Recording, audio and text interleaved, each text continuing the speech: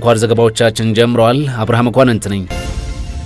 የኢትዮጵያ ኦርቶዶክስ ተዋሕዶ ቤተክርስቲያን የመንግስት ኮሚዩኒኬሽን እሁድ ዕለት ያወጣውን መግለጫ ተቃውማለች። ቤተክርስቲያኒቷ የእሁድ ዕለቱን የአገልግሎቱን መግለጫ የቤተክርስቲያኒቷን ክብር፣ ታሪክና እውነት ቸል በማለት በጉዳዩ ላይ የተሟላ መረጃ የሌላቸውን አካላት የተሳሳተ ግንዛቤ የሚያስጨብጥ ነው ስትል ውድቅ አድርገዋለች። እሁድ ዕለት ከአገልግሎት የወጣው መግለጫ በቤተክርስቲያኒቷ የተፈጠረው መለያየት በውይይትና በቤተክርስቲያኒቷ አሰራር መሰረት መፈታት አለበት ማለቱም ይታወሳል። ለዚህ መግለጫ ምላሽ የሰጠችው ቤተክርስቲያኒቷ በቤተክርስቲያኒቷ አባቶች መካከል የተፈጠረ መለያየት የለም፣ በመንግስት የተሰጠው መግለጫም ቅዱስ ሲኖዶሱ ያወገዛቸውን ግለሰቦች ህጋዊ አካል አድርጎ እውቅናን የሚሰጥ ነው ብላለች። የኢትዮጵያንና የጣሊያንን ወዳጅነት አጠናክረን እንቀጥላለን ሲሉ ጠቅላይ ሚኒስትር አብይ አህመድ ገለጹ። ጠቅላይ ሚኒስትር አብይ አህመድ ለይፋዊ የሥራ ጉብኝት ጣሊያን ሮም ገብተዋል። ጠቅላይ ሚኒስትሩ በማህበራዊ የትስስር ገጻቸው ባሰፈሩት መልእክት ዛሬ ጠዋት በፕሬዝዳንት ሰርጂዮ ማታሬላ ለተደረገልን አቀባበል ከፍ ያለ ምስጋና አቀርባለሁ ብለዋል። የኢትዮጵያንና የጣሊያንን ግንኙነትም አጠናክረን እንቀጥላለን ብለዋል ጠቅላይ ሚኒስትሩ። ጠቅላይ ሚኒስትር አብይ አህመድና የሚኒስትሮች ልዑክ ቡድን በሮም ጣሊያን የሥራ ጉብኝት እያደረገ ነው። የጉራጌ ዞን ከክልል አደረጃጀት ጋር በተገናኘ ዛሬ ለአራተኛ ጊዜ አድማ በመምታት ላይ መሆኑ ተሰምቷል። ዛሬ በዞኑ መቀመጫ በሆነችው የወልቂጤ ከተማና በዙሪያዋ በቤቱ ውስጥ የመቀመጥ አድማ ላይ መሆኑም ተሰምቷል። የዞኑ ምክር ቤት በክልል መደራጀት እንፈልጋለን ብሎ ውሳኔ ካሳለፈ ወዲህና መንግስት በክላስተር ተደራጁ ካለ ወዲህ ተደጋጋሚ አድማ ሲደረግ መቆየቱ ይታወሳል። ዞኑ በዛሬው ዕለት በደቡብ ክልል 5 ዞኖችና 4 ልዩ ወረዳዎች በክላስተር ተደራጅተው አዲስ ክልል ለመመስረት አሊያም በነባሩ ክልል ለመቀጠል የሚያስችላቸውን ህዝበ ውሳኔ በማድረግ ላይ ባሉበት ወቅት ነው አድማ ላይ የሚገኘው። ዛሬ በዞኑ ምንም አይነት ማህበራዊ እንቅስቃሴም እንደሌለም የዞኑ የወጣት አደረጃጀት ተወካዮች ለጣቢያችን ገልጸዋል። በቤት ውስጥ የመቀመጥ አድማው መልእክትም ህዝቡ ሰላማዊ በሆነ መንገድ ተቃውሞውን ለማሰማትና በክልል የመደራጀት ጥያቄያችን ምላሽ እንዲሰጠው ለማድረግ ነው ብለዋል። በዚህ የቤት ውስጥ አድማ የዞኑ ህዝብ ዞኑ ተነፍጎታል ባለው ጥያቄ ዙሪያ በጥሞና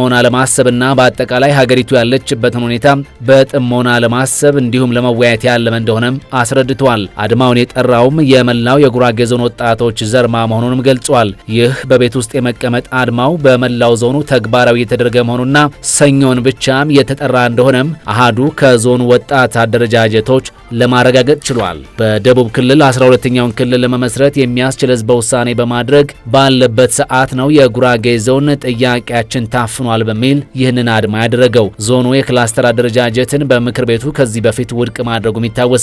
በዛሬው ዕለት በክልሉ የሚገኙ ዞኖችና ልዩ ወረዳዎች ክልል ለመመስረት አሊያም በነባሩ አደረጃጀት ሊያስቀጥላቸው የሚችላቸውን ህዝበ ውሳኔ በማድረግ ላይ ናቸው። ህዝቡ አሁንም ህዝበ ውሳኔ እንዲደረግ ይጠይቃል ነው ያሉት ወጣቶቹ።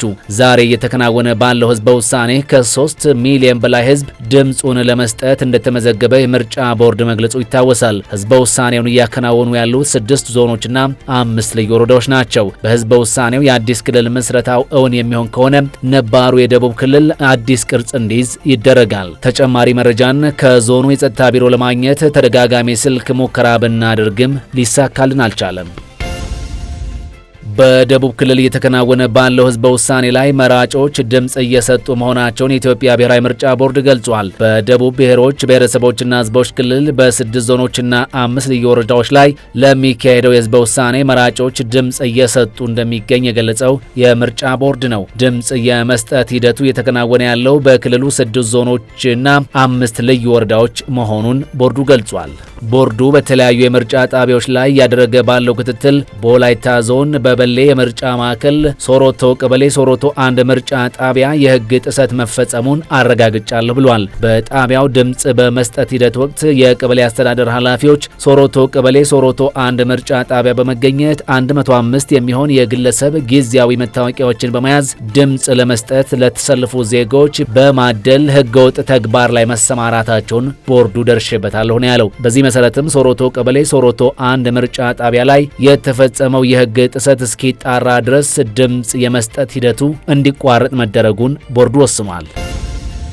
በተመሳሳይ ዜና እየተከናወነ ያለው የህዝበ ውሳኔው ሂደት መስፈርቱን ያሟላ ነው ተብሏል። የኢትዮጵያ ሰብአዊ መብቶች ኮሚሽን ዋና ኮሚሽነር ዶክተር ዳንኤል በቀለ ሂደቱም እስካሁን ሰላማዊ መሆኑን መታዘባቸውን ገልጿል። የኢትዮጵያ ሰብአዊ መብቶች ኮሚሽን ምርጫ በሚካሄድባቸው 6 ዞኖችና 5 ልዩ ወረዳዎች የሰብአዊ መብቶችን ክትትል የሚያደርጉ አካላትን መመደቡን ተናግረዋል። እርሳቸው በተገኙበት ጋሞ ዞን አርባ ምንጭ ከተማ የሚገኙ ምርጫ ጣቢያዎች የምርጫው አከፋፈቱ ሂደት መስፈርቱን ያሟላ ስለመሆኑ ተመልክተናል ነው ያሉት።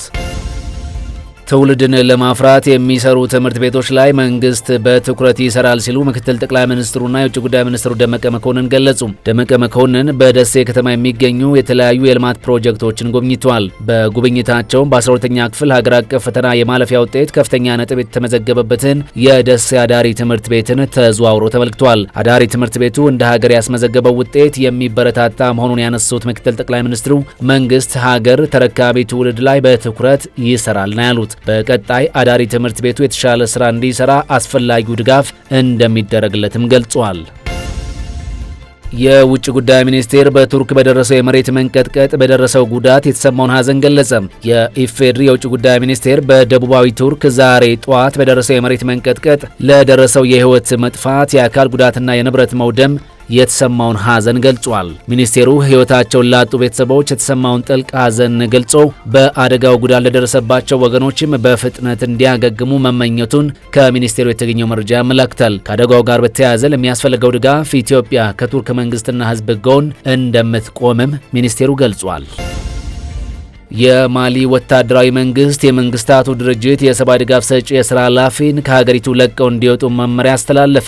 ወታደራዊ መንግስቱ ሚንሱማ የተባለው ተቋም የስራ ኃላፊ ሀገሪቱን ለቀው እንዲወጡ 48 ሰዓታት ብቻ ነው ሰጥቻለሁ ማለቱን የገለጸው። ውሳኔውን በቴሌቪዥን ያነበቡት የሀገሪቱ መንግስት ቃል አቀባይ ይህ ውሳኔ የተላለፈው ሀገሪቱን ወደ አለመረጋጋት የሚያመራ መሆኑን ስለተገነዘብን ነው ብለዋል። ሀገሪቱ እዚህ ውሳኔ ላይ ደረሰችው ባለፈው ወር አንድ የራሷ ዜጋ የሆነ አክቲቪስት በመንግስታቱ ድርጅት ቀርቦ በሀገሪቱ ላለው የጸጥታ ሁኔታ ተጠያቂ ወታደራዊ አገዛዙ ነው ማለቱን ተከትሎ እንደሆነም እየተነገረ ነው። እኚሁ ግለሰብ በሀገሪቱ ያለውን የጸጥታ ሁኔታ በተመለከተ ትችት ሰንዝረዋል በሚል ነው ይህ ውሳኔ የተላለፈባቸው። የሀገሪቱ መንግስት በተደጋጋሚ እኚሁ ግለሰብ የሚሰሩበት ተቋም በሀገሪቱ የሚፈጸመውን የሰብአዊ መብት ጥሰት ምርመራ ለማድረግ ሲጥር የቆየ እንደሆነና በተደጋጋሚ ይሁንታ ሲከለከል የነበረ ተቋም እንደሆነም ተገልጿል። ቱርክና ሶሪያ በሚዋሰኑበት የድንበር አቅራቢያ ባጋጠመ የመሬት መንሸራተት ክስተት በርካታ ቁጥር ያላቸው ዜጋዎች ሕይወታቸውን አጥተዋል ተባለ። በዚሁ አደጋ በደቡባዊ ቱርክ ብቻ ከ1000 በላይ ሰዎች ሕይወታቸውን አጥተዋል የተባለ ሲሆን በተመሳሳይ በሶሪያም ከ230 በላይ ሰዎች ሕይወታቸውን እንዳጡ ነው የተዘገበው። የቱርክ የሀገር ውስጥ ጉዳይ ሚኒስትር በመሬት መንቀጥቀጡ 10 ከተሞች ጉዳት አጋጥሟቸዋልም ብለዋል። በቱርክና በሰሜን ምዕራብ ሶሪያ አጋጥሟል የተባለው የመሬት መንሸራተት በሬክተር ስኬል 7.4 ሆኖ የተመዘገበ ሲሆን ይሄው ክስተትም በርካታ ህንጻዎችን እንዲደረመሱ አድርጎ የበርካታ ሰዎችን ህይወትም ቀጥፏል ነው የተባለው። የሀገሪቱ ምክትል ፕሬዝዳንት ከሟቾቹም ባለፈ ከ400 በላይ ሰዎች መጎዳታቸውን ገልጿል። ከዚህ ሌላ በትንሹ እስከ 237 የሚደርሱ ሰዎች በሶሪያ መሞታቸውን የሀገሪቱን የጤና ሚኒስቴር ዋቢ በማድረግ የመገናኛ ብዙሃን እየዘገቡ ናቸው። አያይዘውም ወደ 500 የሚሆኑ ሰዎች በዚሁ አደጋ ጉዳት ደርሶባቸዋል ነው ያሉት። የዩክሬኑ ፕሬዝዳንት ቮሎዲሚር ዜሌንስኪ ሁኔታውን አስመልክተው ባስተላለፉት መልእክታቸው ቱርክ ለደረሰባት ክፉ ክስተት አስፈላጊውን ሁሉ ድጋፍ እናደርጋለን ማለታቸውም ተሰምቷል። ውድ ቤተሰቦቻችን አንኳር ዘገባዎቻችን በዚሁ